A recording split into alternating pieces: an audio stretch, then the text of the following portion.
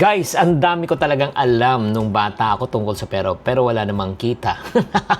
pero alam nyo ba, meron akong ginawa na nagbago ng lahat. Simple lang to, pero yung shift na ito ay talagang major ang naging income ko. Kung ano yan, tune in, don't tune out.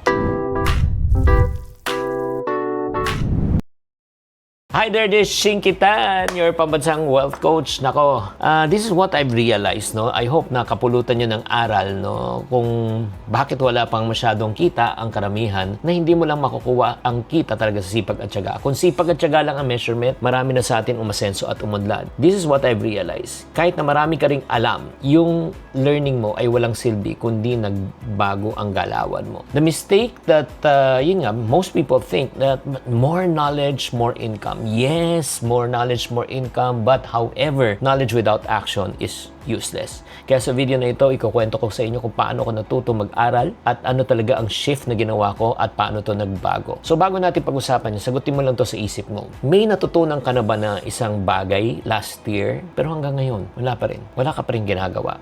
Sino sa inyo guilty? Type guilty. Dati, ang dami ko rin pinapanood. Videos, books, seminars. Nako, I'm one of the most over-seminarized person that you can really know.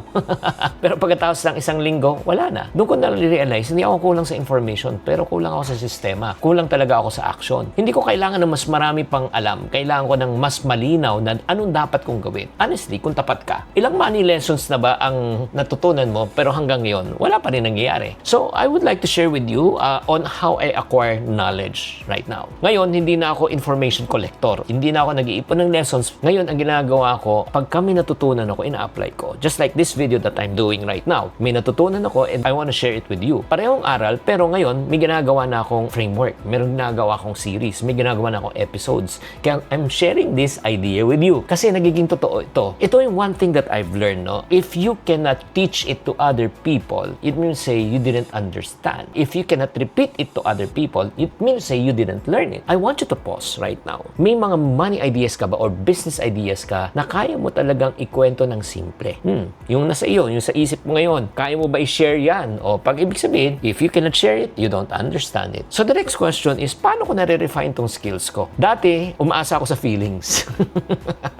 Pero ngayon, ayun nga, kapag may kausap ako na mukhang nalilito sila, alam mo kasi they always trust their feelings. Hindi ibig sabihin na kulang silang kaalaman. Ang ibig sabihin po sa kanila, confused sila. Hindi sila malinaw. Kaya nga binabalik ko sinasabi ko alam mo, once you are confused, you will not make any decision. Kaya nga ito yung masakit na kailangan natin tanggapin. Gets mo ba yung ginagawa mo or confused ka pa? Kahit may idea ka, pero pag hindi siya malinaw, hindi mo siya gagawin. Agree? So right now, the next challenge is, how can you turn right now your information into insight? This is what I've learned na it's very important po na kailangan po natin na talagang malaman. Hindi na ako nagtuturo ng theory. Kailangan ko na talagang ma-implement yung mga natutunan ko. Halimbawa, meron ko isang magandang idea. Sinabi mo, sige, itong idea ko, pagka ginawa ko to, kikita ako dito. Gawin mo. Pag ginawa mo siya, hindi na siya concept. So, it becomes a reality kung magwo-work siya o hindi. Hindi logic ang nagbabago ng tao, kundi resulta. So, it's very important for you, once you have an idea, implement mo na. Kaya nga tanungin kita ulit,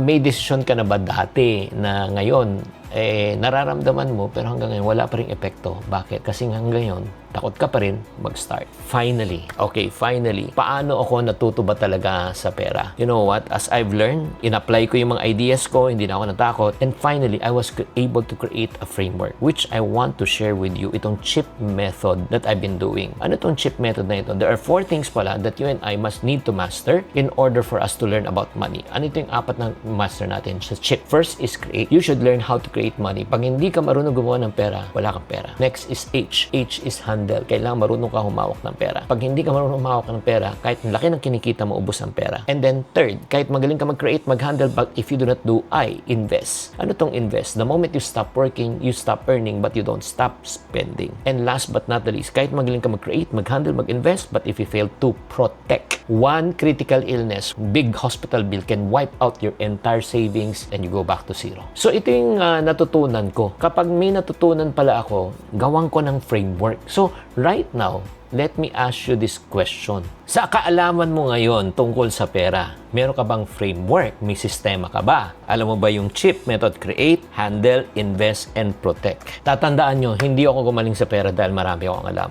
Gumaling ako sa pera dahil naging malinaw. Karoon ako ng framework. Naintindihan ko what works and what doesn't work. Kaya nga sa episode natin na ito, ano yung na-realize mo ang kulang sa'yo? Hanggang ngayon, bakit di ka natututo sa pera? Saan ka ba mababa? Baka hindi ka pa marunong mag-create. Baka hindi ka rin marunong mag-handle. Baka hindi ka pa marunong mag-invest. Baka hindi ka rin marunong mag-protect. So if you want to learn on how to implement this CHIP method, just type CHIP in the comment section and I will send you an information on how you can really get started. Maraming salamat. Sana meron kayong natutunan sa episode na ito. Tatandaan, tamang karunungan, tamang disiplina, ang susi sa pagyaman. Chinky Tan, with over 6 million Facebook followers, 2.8 million YouTube subscribers, and 2.4 million TikTok fans, is now all out to share with you the most practical, simplest path to lasting wealth.